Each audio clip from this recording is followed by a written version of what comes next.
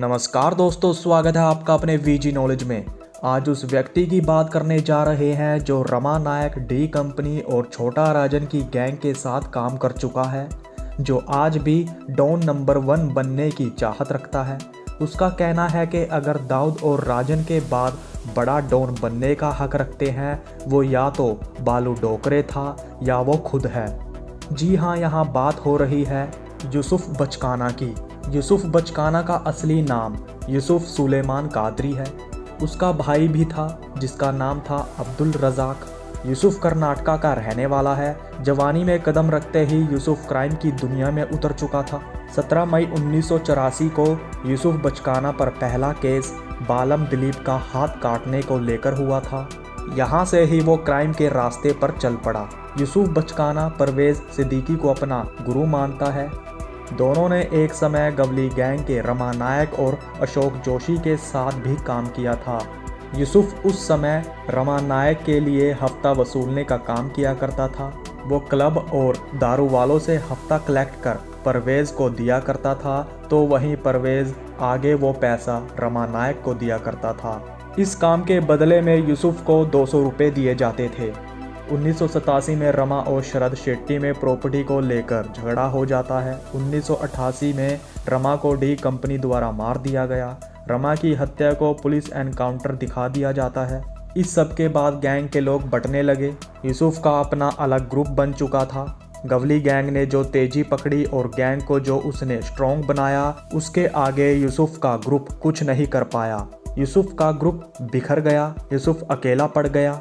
यूसुफ बिन्ना, जो दाऊद के भाई नूरा इब्राहिम का राइट हैंड था, उसके जरिए यूसुफ बचकाना डी कंपनी के टच में आ गया था। उसकी नूरा इब्राहिम के साथ जान पहचान हो जाती है।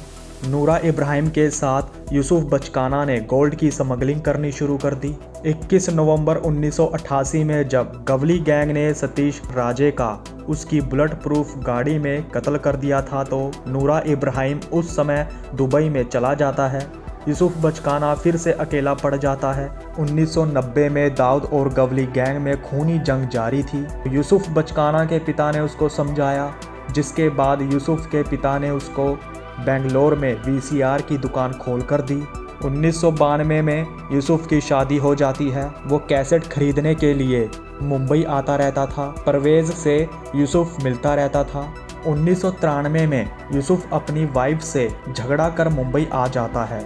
1994 में रोहित वर्मा, रवि पुजारी और बंटी पांडे के साथ यूसुफ की दोस्ती हो जाती है। इसी बीच उन्होंने डोंगरी के नागपाड़ा एरिया में पैसे लेकर लोगों के साथ मारपीट करनी शुरू कर दी। छोटे छोटे क्राइम को करते करते उन्होंने बड़ी घटनाओं को अंजाम देना शुरू कर दिया था। यहाँ से ही फिर यूसुफ छोटा राजन के टच में आ जाता है। एक दिन छोटा राजन और परवेज़ ने यूसुफ बचकाना को जितेंद्र दाभोलकर को मारने के लिए भेजा। आपको बता दें, जितेंद्र दाभोलकर अरुण गवली की पार्टी अखिल भारतीय सेना का प्रेसिडेंट था। पहले दिन यूसुफ जितेंद्र के घर जाता है। वो वहाँ चाय पीता है, उसके बच्चों के साथ खेलता है। छोटा राजन का काम यूसुफ को जल्दी करना था, तो अगले दिन सुबह मिलान सबवे विले पार्ले पर यूसुफ जितेंद्र दाभोलकर को देखता है। वहीं मुन्ना झिंगाड़ा और सदीक कालिया भी थे। वो डी कंपनी के व्यक्ति थे। वो भी जितेंद्र को मारने आए थे। वो जैसे ही बाइक पर वहां आए, सादिक कालिया यूसुफ की तरफ को मुस्कुराता है और ताबड़तोड़ जितेंद्र दाभोलकर पर फायरिंग कर उसको मार डालता है। इस काम को यूसुफ को अंजाम देना था, लेकिन उससे पहले मुन्ना झिंगाड़ा और सादिक कालिया ने अंजाम दे दिया। यूसुफ की माने तो कहते हैं सादिक कालिया के हाथों में पहली बार चोपर यूसुफ ने दिया था। उसको गैंगस्टर यूसुफ ने बनाया था। वो सभी बचपन के साथी थे, लेकिन अब वो अलग अलग गैंग के लिए काम कर रहे थे। यूसुफ ये भी कहता है कि जितेंद्र दाभोलकर को मरवाने में शिवसेना के बाल ठाकरे का हाथ था। उन्होंने कहा था कि राजन गैंग, दाऊद की डी कंपनी, अश्विन नायक में से कोई भी जितेंद्र को मारे, इसके बदले में वो 3 करोड़ रुपए देगा। और तीनों गैंग को जितेंद्र दाभोलकर की सुपारी दे दी गई थी। यूसुफ कहता है कि उसने डीके राव और रवि पुजारी को डॉन बनाया। वो अबू सालेम को डॉन नहीं मानता। यूसुफ ये भी कहता है कि दाऊद और छोटा राजन के बाद जो नंबर 1 डॉन बनने का हक रखता है, वो या तो बालू डोकरे था या वो खुद है। वो ये भी कहता है कि आज टॉप 10 में वो हैं जिन्होंने जिंदगी में किसी को एक थप्पड़ तक नहीं मारा। डॉन की गिनती में क्यों उसका और बालू डोकरे का नाम नहीं है। 1997 में मोहन कोटियन को बेंगलोर में मार दिया जाता है।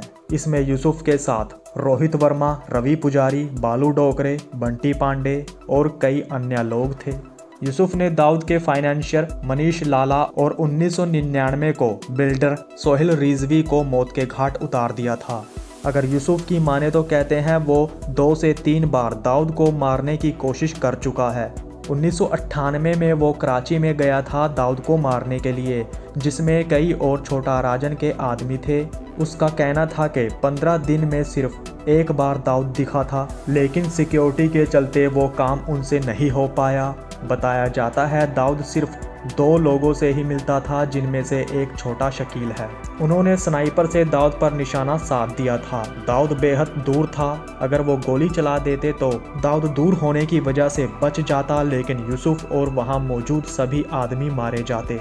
यूसुफ का कहना था कि दाऊद की अगर अब की बात करें तो उसके सर के बाल झड़ चुके हैं और गला लटक गया है। अगर वो रो के सामने भी आकर खड़ा हो जाएगा तो उसको वो भी पहचान नहीं पाएंगे। जब यूसुफ ने दाऊद को देखा था तो दाऊद धीरे धीरे चलकर अपनी कार में बैठा था। 13 से 14 लोग दाऊद को मारने गए थे, जिनमें यूसुफ के अलावा बालू डोकरे, बंटी पांडे, फरीद तानाशाह, विक्की मल्होत्रा, एजाज लकड़ावाला, संजय घाटे, बाबा रेड्डी और कई व्यक्ति थे।